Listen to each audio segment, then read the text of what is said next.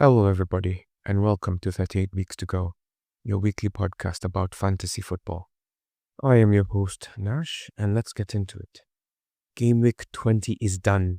How was the first game week of the year for you? Sign of things to come? I am certainly hoping so because I got 80 points this week. But I'm really unhappy because I kept Mr. Amad Diallo on the bench while I had started Enzo, so it was 1 and I lost 8 points. And my logic was sound too, Ahmad did nothing against these small teams, so I thought Liverpool will hammer them. And of course, that didn't happen. And Ahmad scores, so he scores against big teams now. What is this? But that's okay because I know a bunch of you had sold Mbeumo, only for him to come back and say, "Thank you very much. Here are 19 points that you won't get." I am one of those guys who never sold Haaland, so I'm very happy to have him. And now for you guys who don't have him, you're going to be now in that spot of, oh, should I get him back? Oh, should I check out his form? Maybe he needs to score one more time. I don't have to go through all of that. I have Haaland. The rest of you, good luck. So in order to get over my Enzo mistake, I have removed him from my team. I have made a knee-jerk reaction and I just brought in Savio. For those of you who will also remove João Pedro, he scored again. The people I'm most sorry for, or two, are those who triple captain Salah. Just 21 points, and he wasn't the best captain this time round. And then, for all of those who were just gambling with Arsenal's selections, I am so sorry. I thought Martinelli would play. Yes, he did play, but 1 point. Ranieri starts, he scores. It was such a random lineup. These managers and their roulette is frustrating. I think it may be time to give up on Nicholas Jackson. So naturally, that means he's going to score next week. If you're one of those people who are still holding on to Watkins, I don't know what to tell you. Anywho, let's look at the game week. The highest scoring game of the game week saw Brentford take on Southampton. 5-0. If you had gotten out of your Brentford assets, I am so sorry. This game must have been so painful for you. Given the next fixtures, I wouldn't blame you for having done that. But that must have been painful all the same. Mbeumo 2 goals. Liz Potter 1 goal. Shada 1 goal. Wissa 1 goal. Assists from Damsgaard, Mbeumo, Wissa, and Van der Berg. And for all those Van der Berg holders like me, even watching him get a goal disallowed was so painful. He could have had more. I honestly thought Southampton would be more competitive, but it just seems that they're just the same team they have been, and maybe this is a stark reminder of where they are, and maybe the honeymoon period is over. Brentford were just superior, and they could even have scored more.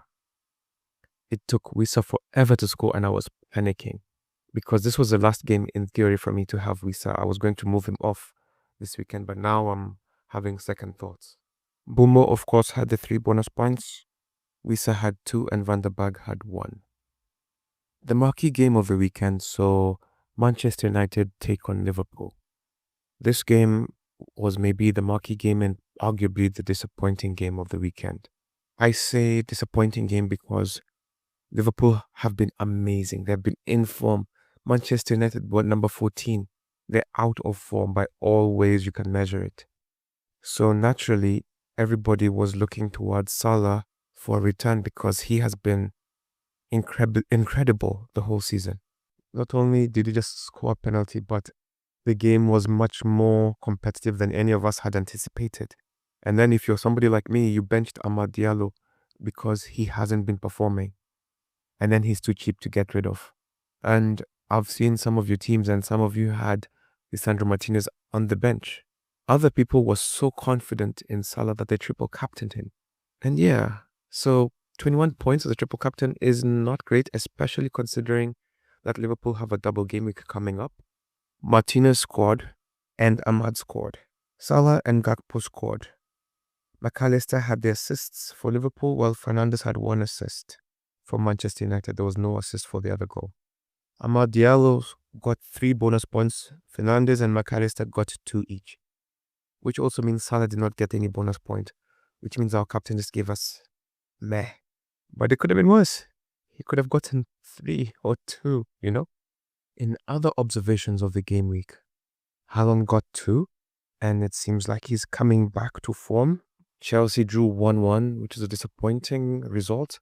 Palmer performed, but it's getting tough to choose Chelsea assets. Arsenal continue to concede away from home. Ipswich seemed to be fighting.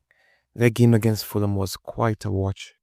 Bournemouth continue quietly performing. Nottingham Forest are loudly performing. 3-0. Wolves did have chances, but without Cunha, it doesn't seem like anyone could take the chances they created. Their assets continue to be so valuable.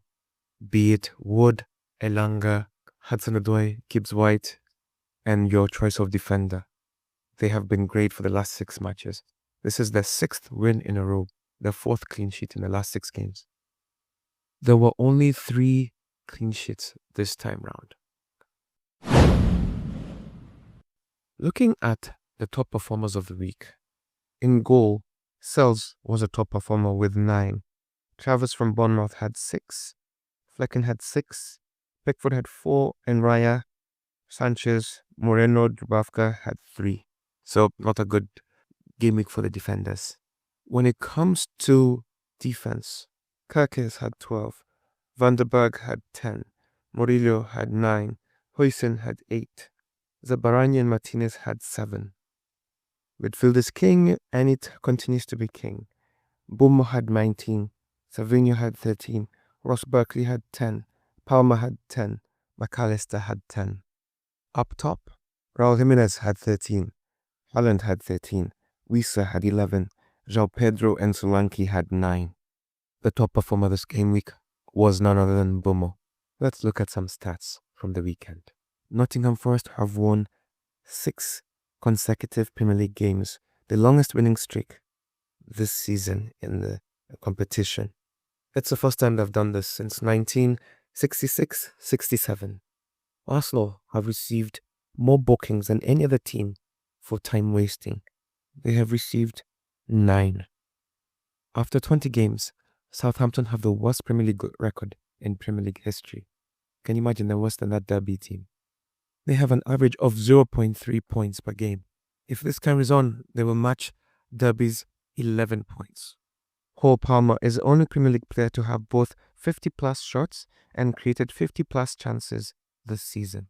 Bruno Fernandes created 4 chances against Liverpool, the most by a Manchester United player in a Premier League match at Anfield since 2003-2004. Mo Salah has 18 goals and 13 assists in 19 Premier League games this season, the most goal involvements ever by a player in their first 19 appearances of a campaign. This overtakes Luis Suarez's 30 in 2013-2014, where he had 23 goals and 7 assists. He was great that season. Ipswich versus Fulham saw 3 penalties scored. There were roughly 21 seconds between the 2 penalties, and this is the shortest in Premier League history. All 4 goals scored by Smotrich this season for Ipswich have come away from home. So when you're looking away, look for Smotrich. Ethan Noneri scored over the weekend, and this makes him the 6th player to score more than 1 Premier League goal before turning 18 years old. Rooney has 7, Owen has 5, Kadamaturi had 3, Milner had 3, and Macheda had 2. Oh my goodness, Macheda. What happened to him? For the 8th time this season, Brentford have scored with their first shot on goal. It is a Premier League record. 8th time this season. Newcastle versus Tottenham Hotspur have not had a 0-0 game between them. And with the result of 2-1 this week, that extends that run to 60 games. Wissa is now Brentford's joint top scorer with Ivan Toney. Bailey scored for Aston Villa. That's his first goal in 19 games. The most selected player this game week was Mo Salah. The most captained was Mo Salah. The most vice-captained was Palmer. Gordon is the most brought-in player this week, with 240,000 bringing him in. Mbeumo is second, naturally, 191,000. Hall, 170,000. Savinho, 164,000. Isak, 160,000. Top transfers out, Nicholas Jackson, 190,000. Maddison, 138,000. Luis Diaz, 113,000. Cunha, 86,000. Enzo, 86,000 as well. The average for the game week was 60. So if you got 60 and above, well done. If you got below, don't worry, there's always next week. The highest points was 136, so lower than last week. When I look at this team, it reminds me of Don Clinton. This manager lost 68 points. I guess they've used their wild card. And then they used their bench boost. Bench boost seems to be the way to get the top performer this week. I mean, so far, for the last few weeks. So in goal, they had Martinez, who gave him 2. Vardiol had 2. Collins had 6. Hall had 2. Gordon had 7. Savinho had 13. Oh, he captained Mbeumo. 38 points. Bailey gave him 9. Wisa 11. Haaland 13. Watkins 2. In defense, in the bench, Sells had 9. Clivert had 3. Zabarani had 7. Kirkes had 12. And that got 136. 136 is impressive, but losing 68 points isn't. The highest points from our group. So Madagani, Kihoro have 99 points. And this one, in my eyes, is more impressive because he did not lose any points. Just pure 99. So, in goal, he had Raya, who gave him 3. Dinya gave him 2. Milenkovic gave him 6. Kirkes gave him 12. Gordon gave him 7. Palmer gave him 10. Mbeumo gave him 19. Captain Salah gave him 14. Up front, he had Gakpo, who gave him 6. Isak, who gave him 7. And now Jimenez, who gave him 13. That was a well-rounded team. The top 5 highest performers in terms of tally this week, after Madagani, are Portsmouth, who got 97. Inazuma 11, who got 95. El Fleek, CPELFA United, 94. And number 5, Pandemonium, who got 93. The overall rank riser this week was Inazuma 11, managed by El Bicho. He jumped 780,000 ranks. The highest rank jumper in our league is Pandemonium. They climbed 26 positions. Capiende Massive, managed by Alvin O, has added 0.9 to his team value. Well done. Soaj Baigane continues to have the highest team scored value with 105.9. Victor Nyabola made the most transfers in our group this week with 8, which saw him lose 28 points. He got 76 points, so maybe it was worth it, I don't know. The top 5 transfer makers after Victor Nyabola were Patrick Kaiser, who made 7, Haj Luvumbi, who made 6, manager Don Clinton, who made 6 as well, and Rachel Kangailo, who made 5. Now a painful category. Most points on the bench. And this one goes to none other than LED. LED had 34 points on the bench. 34. He had Sanchez, who gave him 3. His first sub was Kirkes, who had 12. Second sub, Ahmad, who had 9. Third sub, Underberg, who had 10. Eli, I know you're listening. Hole sana. But you'll be happy to know that your friend, Mr. Bonaji, is number 2. He had 32 points on the bench. Very painfully, he had Mbeumo on the bench. Ahmad, who had 9. Ashley Young, who had 2. And Onana, who had 2. And I'm just looking at his team, and Luis Diaz had 1. Hey, that's painful. Number 3 was Abdiaziz Goulet, who had 31 points on the bench. Ayodele Oladuni had 25. And Lawrence Adiapong had 23 points on the bench. Sorry to you all. Now, another disappointing category is disappointing transfer outcomes. And this one belongs to none other than Christy Kadovilis, Kaidos Crispies. They lost 23 points just by making a substitution. And for me, that means they probably removed Mbeumo. The rest aren't so bad. Number 2 only lost 9 points. Number 3, 7. Number 4, 7. And number 5, 6. Gift Omulangi has been really struggling for a while now. And this is their 9th red arrow in a row. Goodness. Stop up, brother. Papichulo, manager of Zaza Nation, fell 717,000 positions this week. Joe Barraza, manager of Player One, dropped 26 ranks in the league. Nikola Mislinovic is this week's lowest point getter with a tally of 26 points. Let's look at his team. In goal, he had Raya. In defense, he had Pedro Porro, who gave him 4. Raya gave him 3. Trent gave him 0. Dalo gave him 0. Anderson gave him 1. Maddison gave him 1. Garnacho gave him 1. Gordon gave him 1. Gordon gave him 7. So Pedro gave him 9. Havertz was his captain, gave him 0. Oh goodness. Darwin Nunez was his vice captain, gave him 0. And on the bench, he had Shar, who gave him 0. Saka, who gave him 0. Bowman, who gave him 0. Now, all those 3 players I just mentioned were his starters. So this means Mislenovic hasn't been looking at his team and either forgot or maybe has already given up because, around December, a bunch of you start giving up. Boaz Ogala got 27. Number 3 was Papichulo, 38. Richie got 40. And number 5 got 42. And those are the 5 lowest tally point getters this week.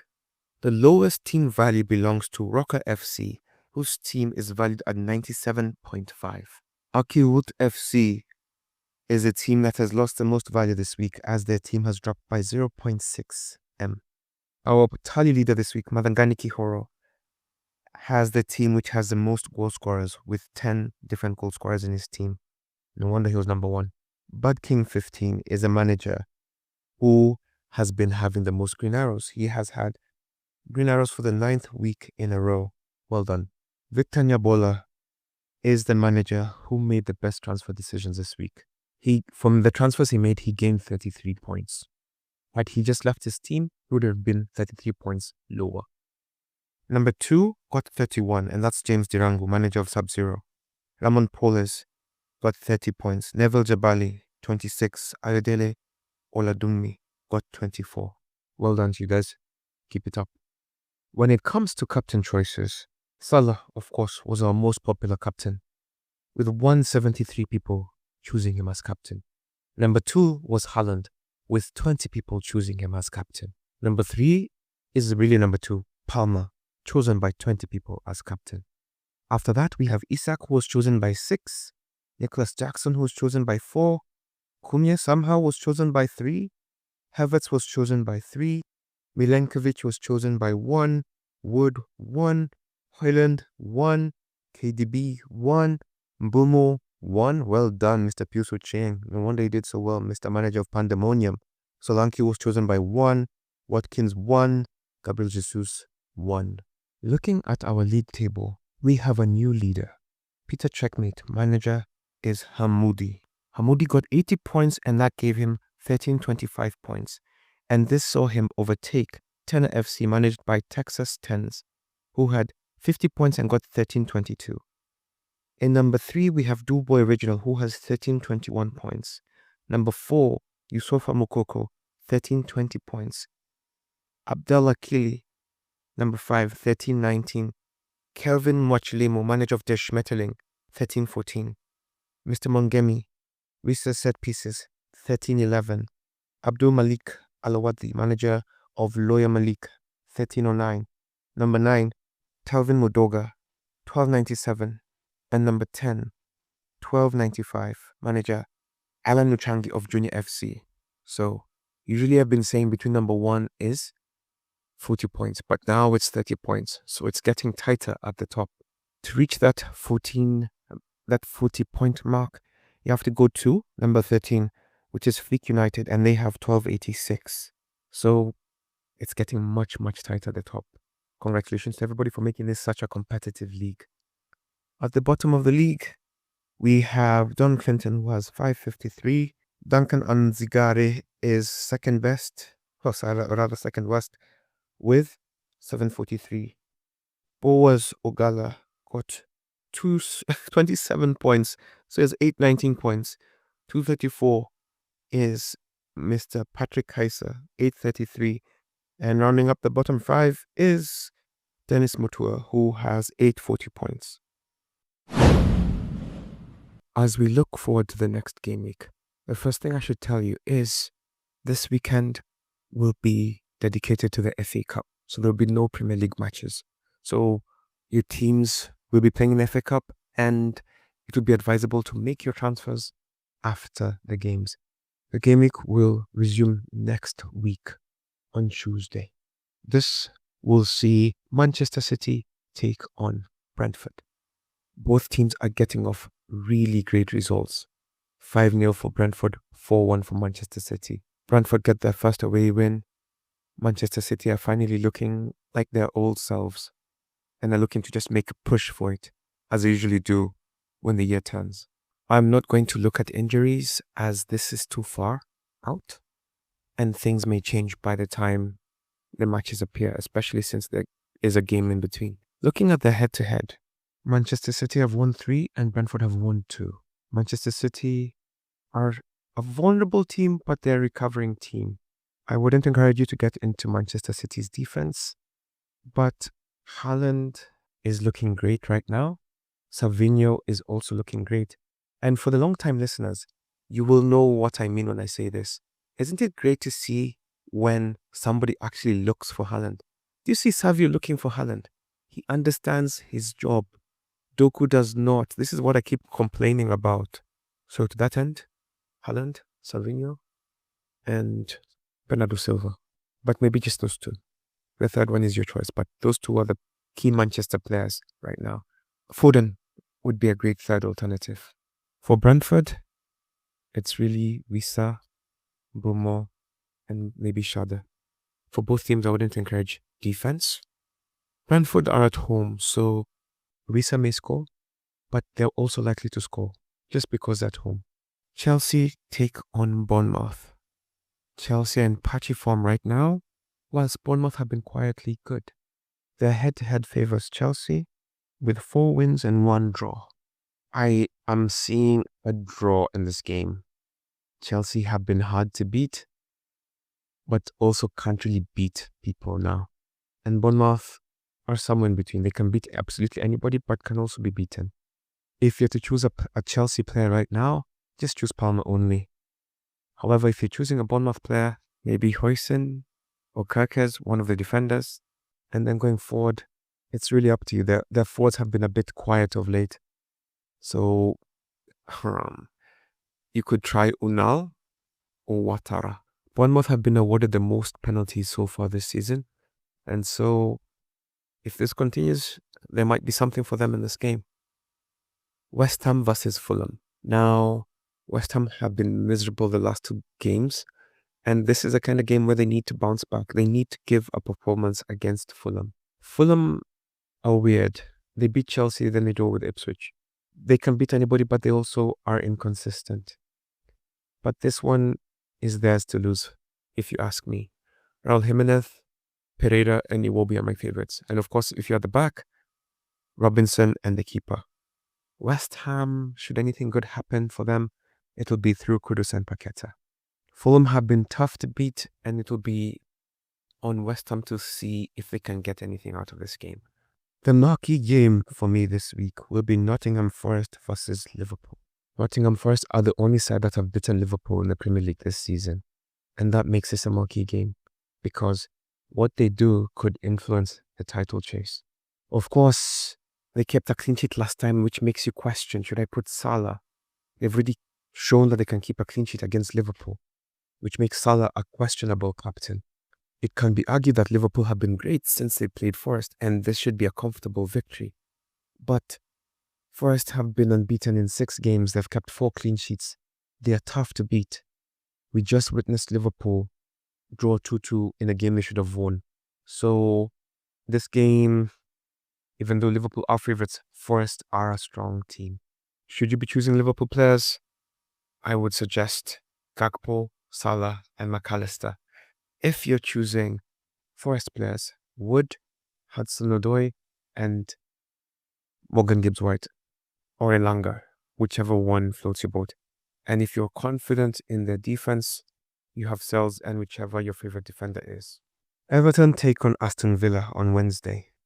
It won't surprise you that Aston Villa have the better head-to-head record. Aston Villa won over the weekend and they looked good. Everton were beaten by Bournemouth. Pickford kept 4 points, so he still makes saves even if they lose. And therefore, he's probably their best asset right now, and whichever defender you choose. They're really difficult going forward, but should you choose a forward player from them, Ndiaye or Doucouré? On the other end, Leon Bailey has just scored, so maybe this is a sign that he's coming back. But honestly, we'd probably have to go with Watkins or Barkley, and maybe Bailey. Leicester versus Crystal Palace. Crystal Palace drew last time out with Chelsea, whilst Leicester were beaten by Villa. When I look at this game, it looks open to me. And I believe this is a kind of game that Ruud will be looking to target. And this is also the kind of game that Glasner will be looking to target. Both teams will think that they have it. And depending on where you fall, if you're a Crystal Palace guy, I'm sure you'll be looking at Sarr, Mateta, and Eze. If you're looking at Leicester, Mavididi, Bonanote, Vardy. Both teams tend to score, so I wouldn't really encourage a defender unless it's a defender like Mitchell or Munoz, I guess, who can go up and create. Definitely don't get Leicester defenders. They haven't kept a clean sheet in 14 games now. Newcastle versus Wolves. For those of you who will be shaky about Salah, Isak presents a great captaincy opportunity. Wolves will be without Cunha, and they aren't looking quite as sharp as they have been. Isak, Gordon, Murphy are great options going forward. At the back, Hall, Dubravka are great options as well. For Wolves, if you must get into this game, I would say it's Strand Larsen, the Korean guy, and possibly Geddes. Newcastle have the advantage in the head-to-head with 3 wins and 2 draws. And they're in a much stronger position. After all, they've just won their last 6 games, so they're in great form. Them and Forest are the form teams right now. The other marquee game of the week will see Spurs take on Arsenal. With Arsenal, it all really depends on who's available and how the manager decides to choose his team. I saw Odegaard on the bench last time. His selection was random. It almost feels like he didn't want to beat Brighton. I hope he actually wants to beat Tottenham.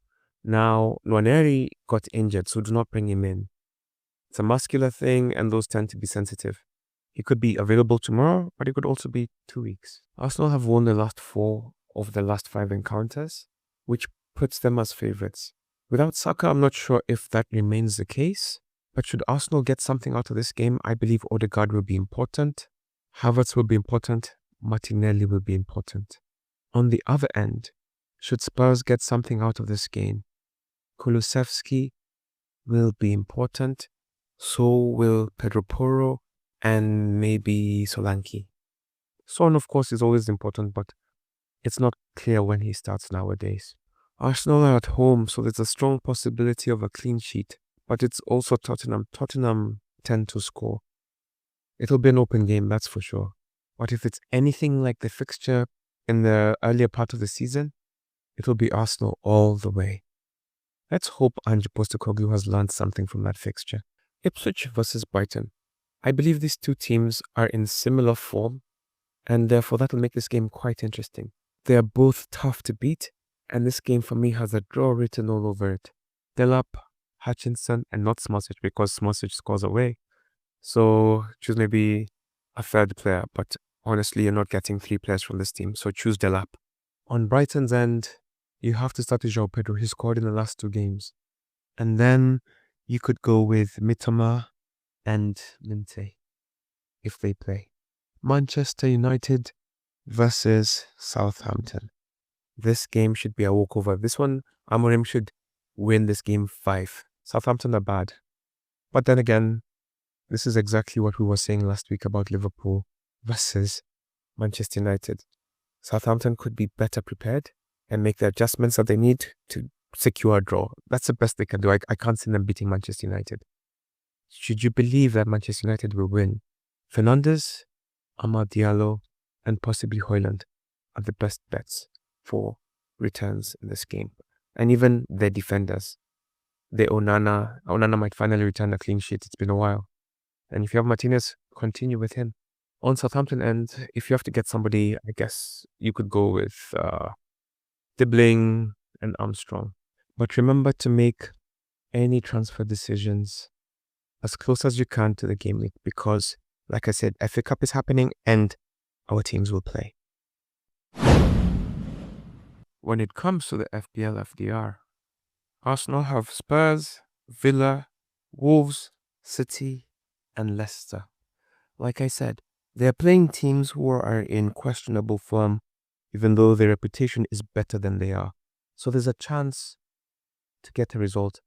Having said that, Arsenal are one of those teams themselves. So these are results that could go either way. Aston Villa have Everton, Arsenal, West Ham, Wolves, and Ipswich. So after Arsenal, it might be time to look into their team. Bournemouth are entering a bit of a difficult spell where they'll have Chelsea, Newcastle, Nottingham Forest, Liverpool, and then Southampton. Their next 4 fixtures are quite difficult. Let's see how they navigate that. I wouldn't encourage you to keep their defenders right now. Maybe an attacker if you can figure out the one you want. Brentford take on City, Liverpool, then they have Crystal Palace, Spurs, West Ham. So the next 2 games are going to be difficult. Can they get something? It's possible. I mean, City and Liverpool are home games and they tend to perform better at home, so that alone might help them. But I wouldn't be getting into Mbeumo and Wisa right now if you don't already have them. Brighton have Ipswich, Man United, Everton, Forest, and Chelsea. Brighton are in patchy form right now, but they have great fixtures to set the boat afloat. And watch the Ipswich game and then it will be clearer who their assets may be. But watch them. Chelsea have Bournemouth, Wolves, City, West Ham, Brighton. These are all winnable fixtures for Chelsea, but they're in rubbish form right now. At least they're not losing all their games, but they're not encouraging right now. So watch that space. Have Palmer and then hold. Crystal Palace have good fixtures. They have Leicester, West Ham, Brentford, Man United, and Everton.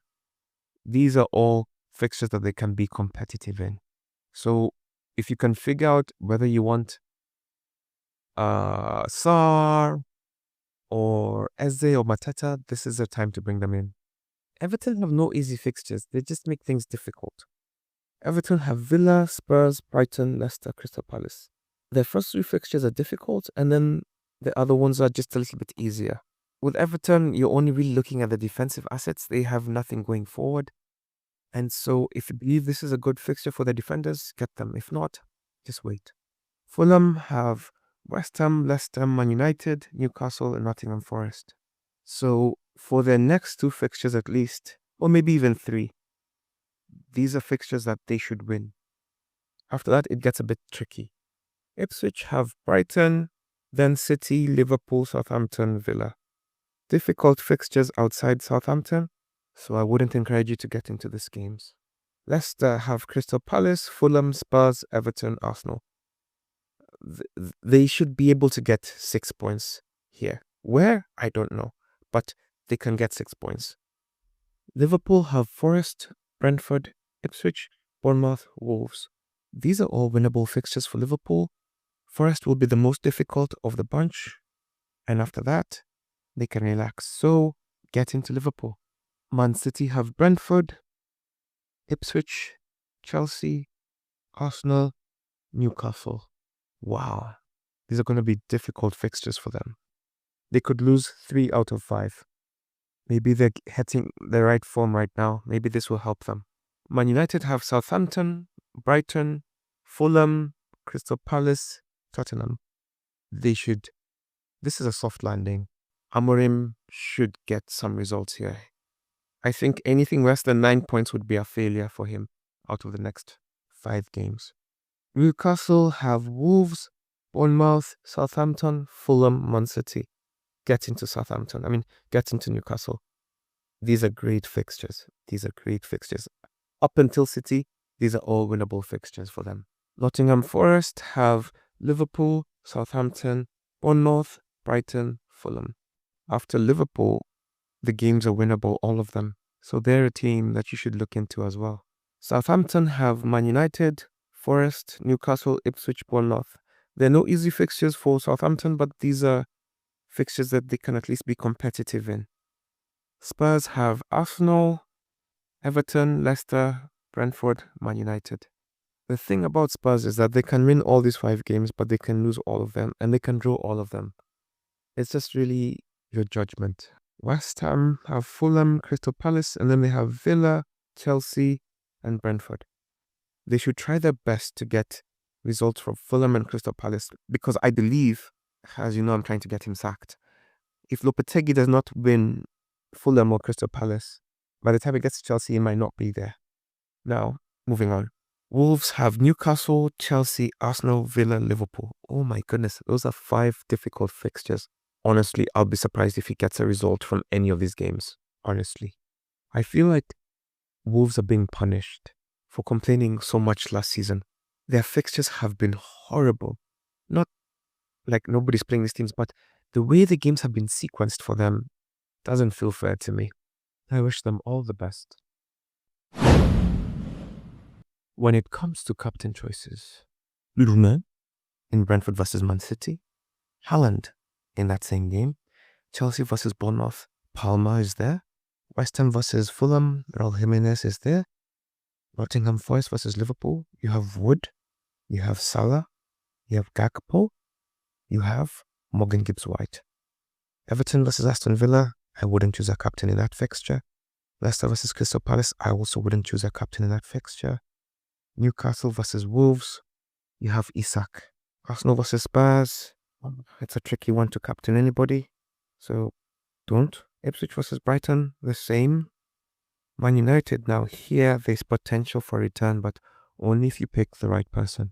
And the top 2 candidates would be Fernandes and the Mad. Outside that, I hope you're all well. Enjoy the FA weekend break and see you next week. Bye.